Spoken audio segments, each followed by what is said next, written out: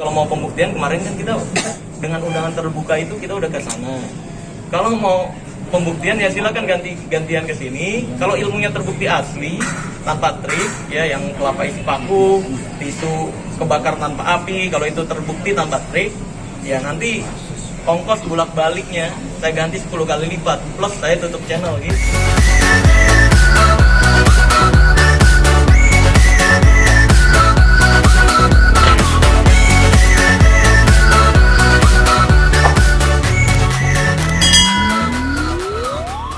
Membuat banyak karyawannya yang di PHK, artinya ditutup, artinya ada yang merasa lo sebagai tanggung jawab. Gimana jawaban lo?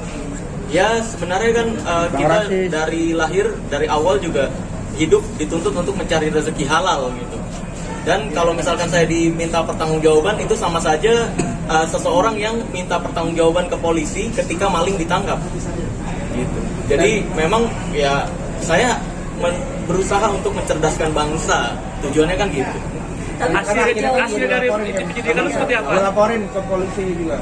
Ya kalau untuk tentang laporan ya saya pribadi sih mengikuti aja bagaimana proses hukumnya nantinya. Kalau memang diteruskan ya, tapi yang udah-udah sih nggak diteruskan karena memang deliknya tidak kena. Karena kan siapapun bisa laporan ya laporan aja.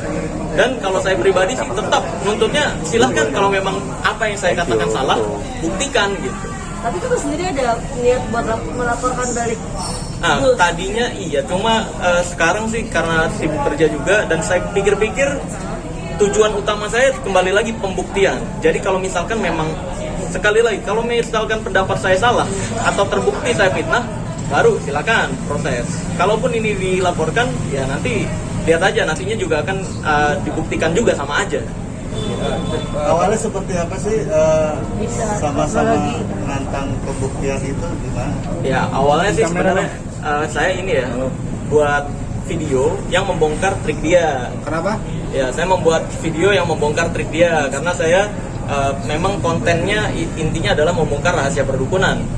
Dan saya nggak pernah tertuju pada satu orang. Karena yang saya reaction biasanya ketika mau membongkar sesuatu, saya cari dulu video yang di YouTube siapa yang pernah mempraktekkan tersebut. Lalu menurut saya, wah ini kok dibawa berkedok agama atau berkedok apa nih. Nah ini kan membodohi masyarakat. Maka dari itu, kalau yang seperti itu, saya kan nggak bisa melaporkan. Ya kan, melaporkan konten hoax nggak bisa, melaporkan penipuan nggak bisa, karena saya bukan korban. Maka dari itu yang saya bisa lakukan untuk Indonesia, untuk membantu mencapai tujuannya, yaitu mencerdaskan bangsa Indonesia, adalah mengedukasikan bahwa hal tersebut bukan ilmu goib-goiban, tapi itu adalah hanya sekedar trik. Karena sebenarnya menarik sampai berkunjung ke tempat pendidikan itu sendiri. Gimana? Yang menarik di sini sampai Marcel mendatangi Iya, mendatangi itu kan karena dia meyakini itu ilmu asli, lalu melakukan undangan terbuka, membuat video. Ya udah, kalau misalkan memang mau membuktikan silahkan datang, jangan ngomong dari YouTube doang, dia kan gitu. Mau perang monggo, mau datang baik-baik monggo. Nah saya datang baik-baik untuk pembuktian nih. Kalau memang saya salah, ya udah saya tutup channel kok. Saya tutup channel, saya mau belajar di situ.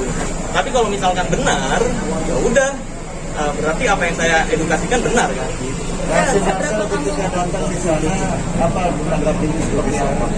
Ya bisa, kalau untuk itu bisa ditonton sendiri di YouTube saya, jelas full kronologinya dari awal, dari saya belum mendatangi dan sampai terjadi kerusuhan. Itu lengkap kok. Jadi hati-hati dengan memutar balikan di luar sana, hati-hati banget. Punya motivasi sebesar itu untuk mencerdaskan bangsa atau apapun mungkin tujuannya itu, apa sih sebenarnya motivasi? Apa keluarga sempat ada yang tertipu juga dengan omong-omong seperti itu atau seperti apa? Enggak sih, sebenarnya motivasi awal itu karena saya resah ya. Karena magician, kita latihan tuh nggak sebentar loh. Kita latihan, kita keluar modal, tapi ketika kita main sebuah keajaiban, itu selalu dibilangnya, wah ini bohong nih, wah ini trik nih, selalu dibilang gitu. Giliran trik-trik tersebut dipakai untuk menipu atau merugikan masyarakat Indonesia, kok masyarakat Indonesia malah banyak yang bilang, wah ini ilmu asli, wah ini nih yang asli, atau ini ilmu goib beneran. Itu kan makanya saya mau mengedukasikan hal tersebut lah, agar hal tersebut bisa jelas faktanya seperti apa. Seberapa kamu yakin kamu maksudnya benar? Kamu kan mau nutup channel kan itu nggak main-main. Salah satu itu kan pasti salah satu sumber penghasilan kamu juga kan? Ya saya kenapa saya bisa yakin banget? Karena hal-hal seperti itu dalam dunia sulap sendiri itu adalah hal-hal trik-trik dasar. Sehingga bahkan Master Deddy Corbuzier pun siap untuk menutup podcastnya jika itu benar ilmu tanpa trik. Karena kita magician untuk hal-hal yang seperti itu ya kita tahu banget. Asa sendiri tahu nggak sih kalau yang bersangkutan menantang juga dari Marcel dikirimkan telur apa segala macam. Maksudnya gimana? Diminta dikirimin telur atau disantet gitu. Ngirimin telur ke sana? Oh nggak tahu. Karena saya pribadi nggak percaya. Gimana? Kok aneh? Saya nggak percaya hal-hal seperti itu kok. Dari Gus sendiri. Iya. Oh ngomong gitu, minta dikirimin telur dan sebagainya. Buat pembuktian. Pembuktian apa? Kalau telur itu ada. Ya bilang kan buktikan, kirimkan ke saya gitu. Nah, Marcel yang Saya nggak percaya loh dengan hal-hal seperti itu. Saya tahu semua rahasia perdukunan tanpa terkecuali. Saya nggak percaya hal-hal seperti itu makanya. Saya tahu racun-racun santet, racun telur dan sebagainya. Bagaimana konsep-konsep mencelakai seseorang dengan metode-metode santet, telur dan sebagainya. Saya tahu semua. Saya nggak percaya kok diminta saya. Ini aneh kan? Makin blunder. Memang banyak blunder kayak gitu. Karena itu ekspresi dari sebuah kepanikan. Kalau saya mah ya tetap fokus pada kerjaan dan kesibukan saya sendiri. Gitu. Sudah ada obrolan apa sih kemarin ketika berkunjung ke Padepokan kan ketemu tuh Obrolan. obrolan apa? Iya, rasis. ketika ketemu sih obrolannya ya kalau misalkan mau pembuktian silahkan cari orang yang disantet, nanti kita buktiin di sini. Nah ini kan aneh ya. Seharusnya secara akal waras, kalau memang misalkan saya nih punya ilmu asli nih, seharusnya saya yang nyari orang yang disantet, nih sel, lu buktiin, kan gitu harusnya. Kok ini malah nyuruh orang lain untuk nyari yang disantet? Kalau kayak gitu kasusnya, ini nggak akan ketemu, nggak pernah ketemu siapa yang disantet. Karena ketika saya cari nih, ada orang merasa disantet, nanti dia alasan lagi ya kan.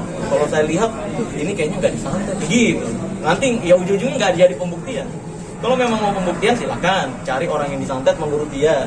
Buktiin, bakar tisu tanpa api, kalau itu tanpa trik, ya silahkan buktikan.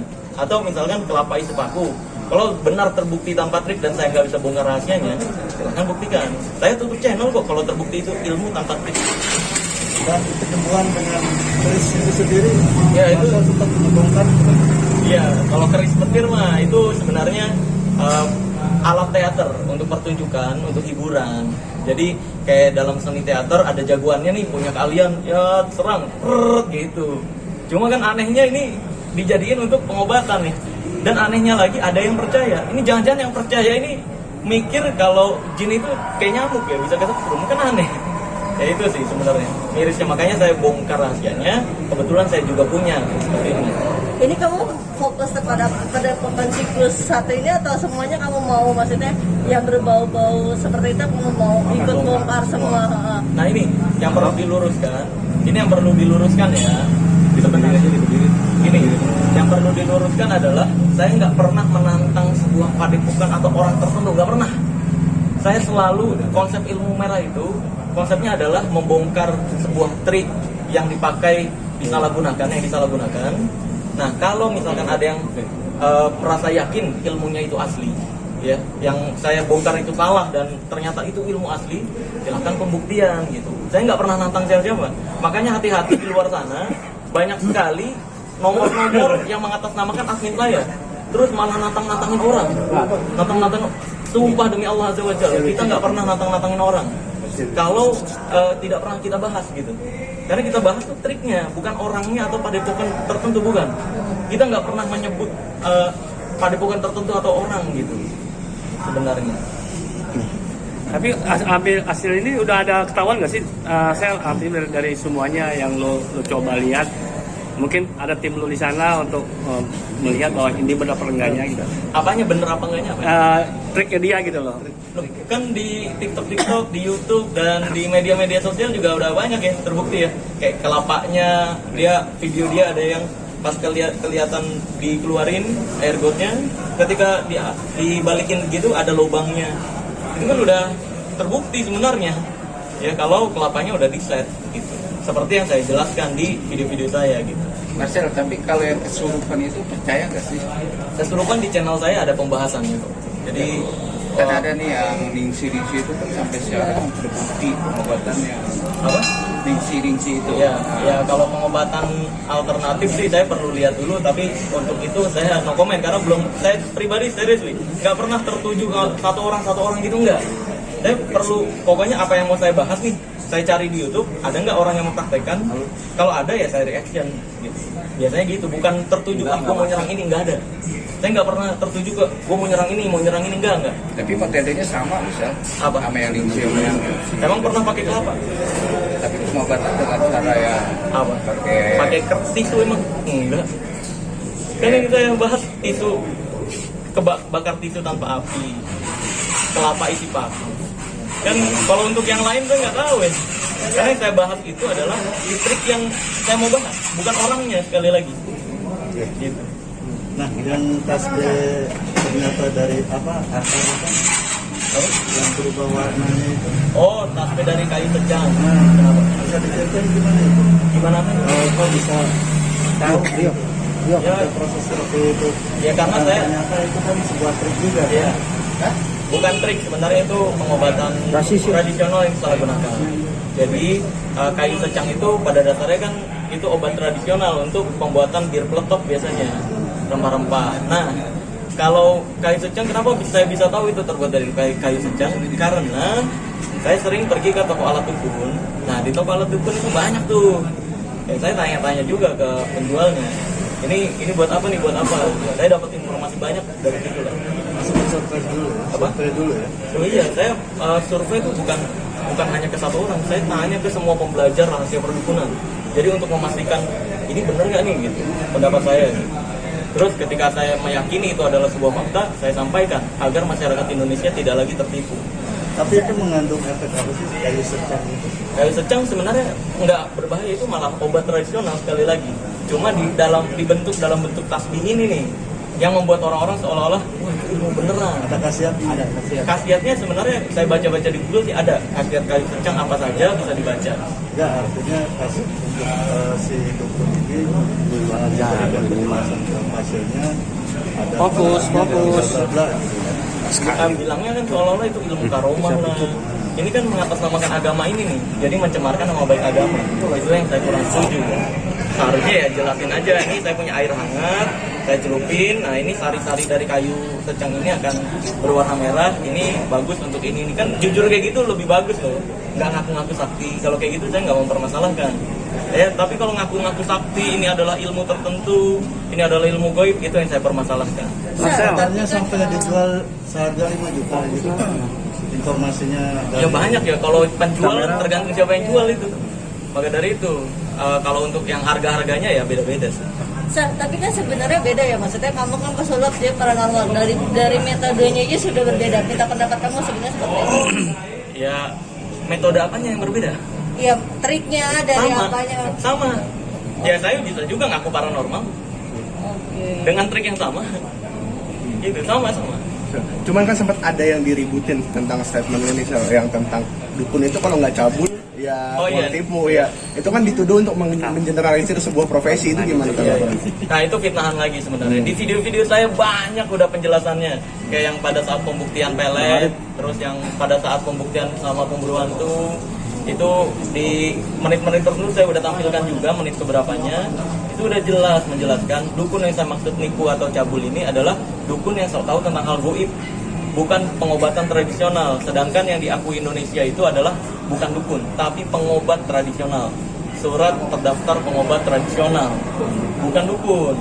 Jadi kalau dibilang mengeneralisir seolah-olah, wah ini berarti dukun pijat termasuk cabul dong, berarti dukun beranak termasuk cabul dong. Ya enggak lah, karena dukun pijat, dukun beranak, dan dukun-dukun totok syaraf dan sebagainya itu bukan dukun yang sok tahu tentang hal goib. Yang saya maksud nipu atau cabul itu adalah dukun-dukun yang sok tahu tentang hal goib gitu. Udah banyak saya jelasin kok di video saya. Oke, Sel, tadi kata hasil dari orang itu bahwa ternyata tuh Samsudin namanya. Ya. Itu dulunya emang bukan ini debus katanya. apa aslinya debus. Dia tuh tidak ada ilmu seperti itu. Nah, komentar lu seperti apa? Ya kalau debus itu kan seni budaya asli Indonesia, pertunjukan sebelum adanya TV, sebelum adanya handphone. Kebetulan saya juga praktisi debus, saya juga mempraktekkan debus, jadi saya tahu bagaimana teknik-tekniknya. Sebenarnya itu seni pertunjukan. Kalau disalahgunakan untuk penjualan jimat, nah ini yang salah.